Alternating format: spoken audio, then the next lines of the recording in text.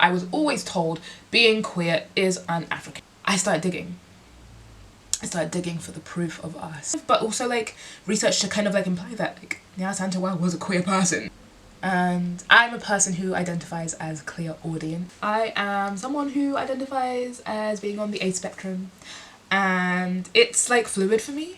Ace spectrum identities offer like a different way for us to think about the world. It offers, it says maybe the binary between romantic and platonic isn't so binary. Maybe there are so many different constellations of ways that we can love. Yes. So one of the other elephants in the room is spirit.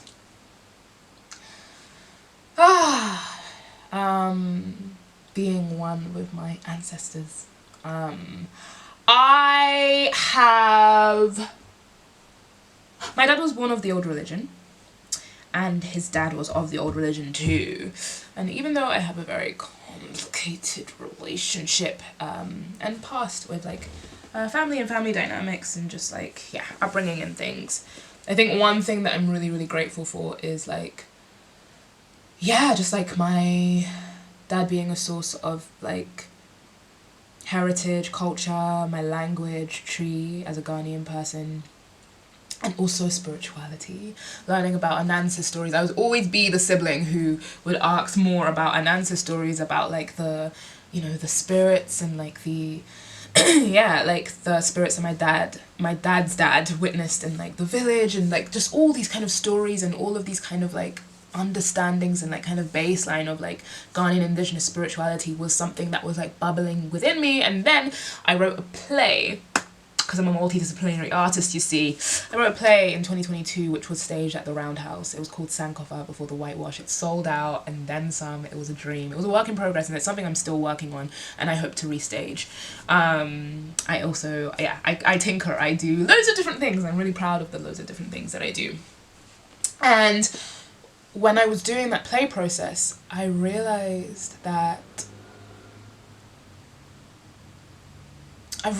spirituality and queerness actually came really hand in hand, because I believe this inherently, but also specifically I also work as like someone in the archive, like an archivist in my practice and in my creative practice.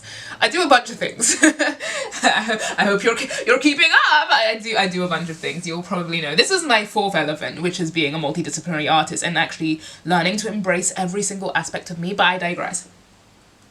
So as someone who's like really interested in archive, when I was first starting out, the reason and thing that pulled me is because I was always told being queer is un-African. Being trans is definitely un-African. That was like, tear up, I embody all of those things. So I think I was like really feeling a lot of grief and feeling, especially as a baby queer, being like, how do I reconcile this within myself? It's not part of heritage, it's not part of the culture, and it's also like against my like religion, which at the time was like Christianity. I grew up Catholic.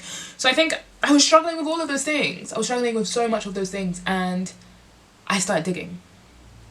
I started digging for the proof of us, and I found so much. Like, so much.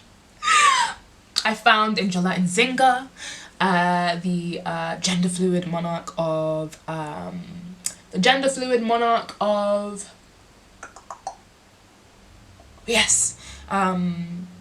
Angola. Pre-colonial Angola led the siege against colonial rule, is remembered as like a cis human, but actually is someone who was a gender fluid person and had a harem full of like gender fluid like subjects and like harem. It was so beautiful. And often these rulers, these like really important figures are celebrated and like have contributed so much to society, but like they're not recognized for their queerness. A similar person is like Ya Santewa, who is also like referred to as Oba Berema, which translates quite like directly to like woman man, almost like embodying both. There's a lot of like kind of research, like I guess speculative, but also like research to kind of like imply that like Nyaya Santawa was a queer person, you know? And also finding out that a lot of queer people within pre-colonial Pan-Africa, and even now, I mean, I relate to this, were spiritual diviners, were people in, like, in communities that were the ones that, like, bridged the gap between the spirit realm and the present, like, the physical realm, because they were able to, like, embody and merge with loads of different, like, spirits, like, of, like, masculine spirits, feminine spirits in between, like, and they encompassed these qualities inherently, and so they had the capacity to hold all of this and to, like, you know, be in receipt of this. It was a very divine thing. And so when I started to learn that, I was like, whoa. Because my play was essentially about a time traveling spirit in present day who embodies who Anansi, like, takes in and like transports their soul into the body of a pre-colonial queer ancestor. So, and then they realize, like, it helps them on their queer journey, and they realize queerness has always been a part of, like, their heritage. And so these are the things that, like, I'm really, really interested in. And then I think when I was, like, reaching for all of that, I started to hear my ancestors. I started to, like, have a practice with my ancestors. I started to tap in a little bit more. And I'm a person who identifies as Clear Audient, so I have conversations with my ancestors. They be speaking to me. Yeah, they're present with me. I'm able to, like, channel. I live my life with my ancestors side by side. I have, like, an altar and a spirit practice, and yeah, I just, like, they guide me day to day in my day. We be chatting, you know. This is something that I don't often talk about. But yeah, it was in that process. It was starting to, like, delve into Ghanaian indigenous spirituality, because that's the thing, like, I was trying to, like, encompass what within that world that I was building in my play, what religions would they be practicing, what spiritualities, and it was, of course, it would be indigenous Ghanaian spirituality, and it was such a beautiful link. Queerness and spirituality was so interlinked, and that's just how I started to hear my folks a little bit more. They guide me day to day, and my spiritual practice has, like, increased and improved, and I've made mistakes, and I've, like, learned and, like, moved through, and I'm still, like, learning, I'm still training. I'm currently actually doing a spiritual course, which is actually what's leading me to even speak about the elephant in the room, because we're speaking about what is our elephant in the room, what is it that we need to lead with, like, that we don't talk about enough, that, like, actually builds connection. And these are the things that, for me, I don't talk about enough, but, like, are such huge parts of me. Yeah, and I think my ancestors and my ancestral practice has given me a lot of insights, and, like, helps me to tap into the spiritual realm. Yeah, at times I've reached out to my ancestors and I've sort of, like, asked for kind of guidance, whether small from the smallest thing to, like, where are my keys to getting confirmations about if someone is still here on the spirit realm, in the physical realm or not, and if they've passed on or if they're about to pass. Really metaphysical, like downloads of, like, just so many things. I don't even know how to put it all into words.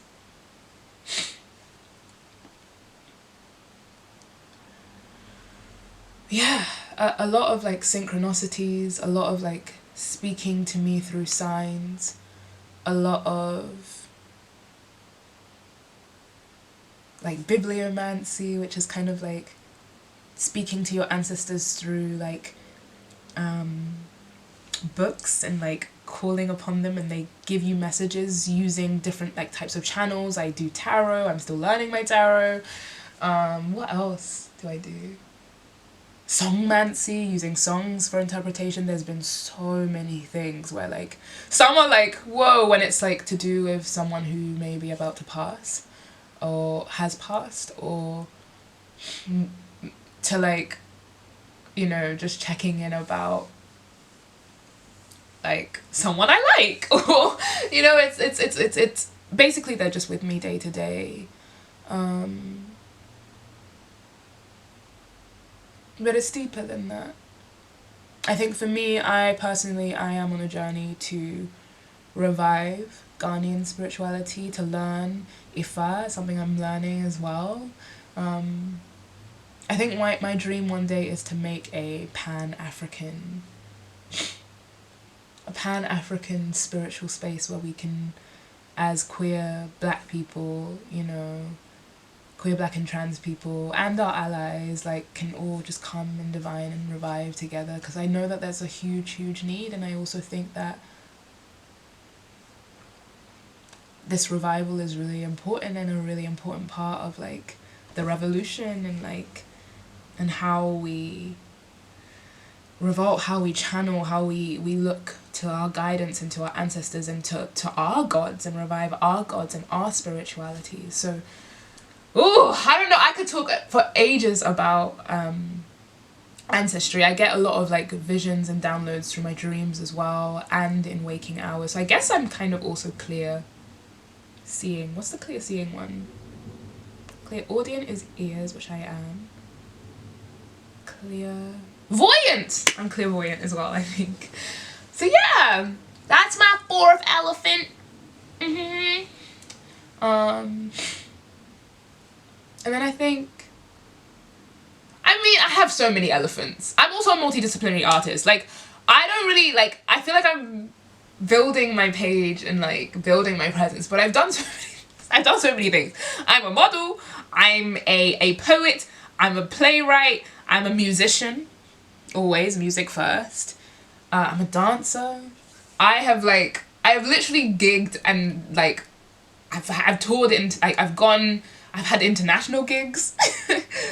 I've performed in DC. I've worked as an archivist in DC. I've done festivals. I've walked London Fashion Week as a model. Like that, I will be introducing you to a lot of the things I've done, and I think I need to like stand on business a little bit more and just be like, this is who I am and this is what I do, and take up more space, because there's so many facets to me. Yeah. And I think the last thing that is my elephant in the room, which I talk about and I will be talking about more, is aceness. I am someone who identifies as being on the Ace spectrum, and it's like fluid for me. I think I see aceness as like a beautiful portal as well as like an identity. It's meant that like sometimes finding love and like describing how I feel or moving through the world and like just connecting with people can be a bit difficult, because I know it's not the normative way that people love and people are, and sometimes it feels like I'm a minority and it's an like extra thing that I have to like think about in terms of being different. But I'm learning to embrace my aceness, and yeah, I'm on the Ace spectrum. I think I'm Abrosexual or grey ace or demi, like a mixture of the things. So that's why sometimes Abro feels like the right title. But I think that the reason that I think about aceness as this beautiful portal is I think that the people on the margins of society are often the people that we can learn from the most. Because I think Ace spectrum identities offer like a different way for us to think about the world. It offers, it says maybe the binary between romantic and platonic isn't so binary. Maybe there are so many different constellations of ways that we can love. Yeah, I have this video that I made a while back, and I'll repost it on this channel because I started a new page that talks about loads of different types of like constellations that like Ace spectrum identities can offer us as like people in general, and within the Ace community, of like different ways to love. Yeah, I guess like a squish, like when you have like a platonic kind of crush on someone and it just feels just outside of like friendship. There's alterous attraction, which is just like a very different flavor, like of like, it's not quite romantic, it's not quite platonic, it's somewhere in between. And also like different like ways that you can explore like attraction to people and like intimacy with people. Not everything has to be sexual, some things are. Like, how can you customize like your relationship to make it what you actually want it to be, and be more honest about how you're feeling. And I know that that's not how the world works, so I think it takes a lot of carving and building and communication and world building.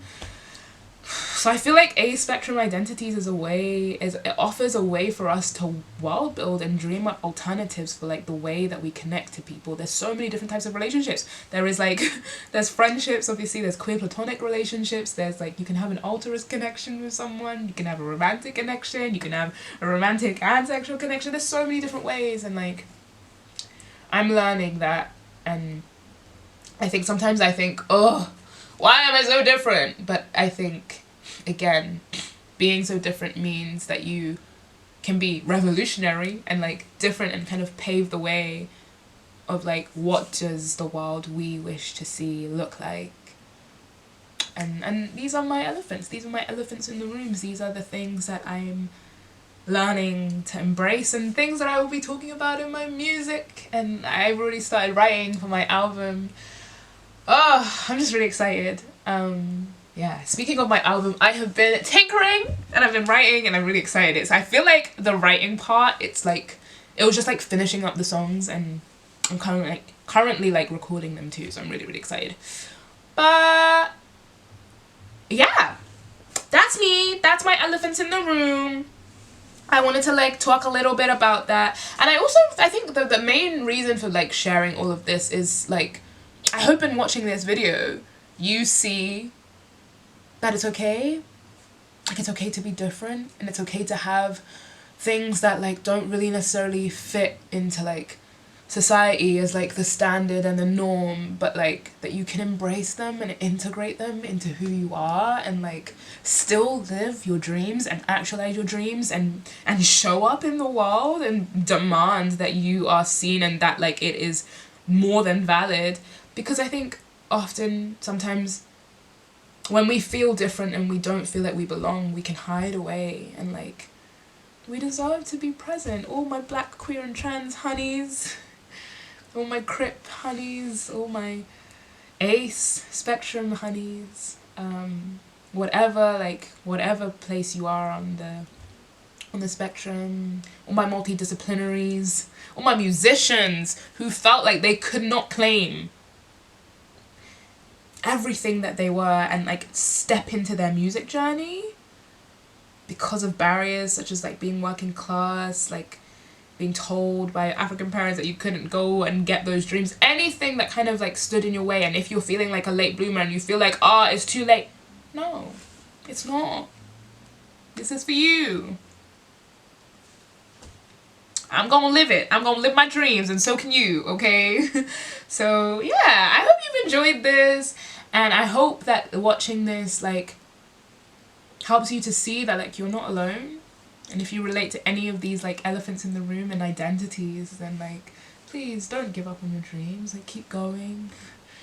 You can carve your own path. Carve your own damn path. Make your own damn lane. I'm trying. I'm doing it. I'm gonna do it.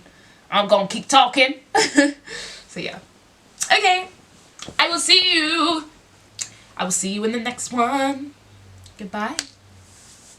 I've got a dance video coming out for you all, and it embraces some of the elephants that I've talked about and the aspects of my wonderful, wonderful, broad and beautiful and stunning and handsome and gorgeous identity.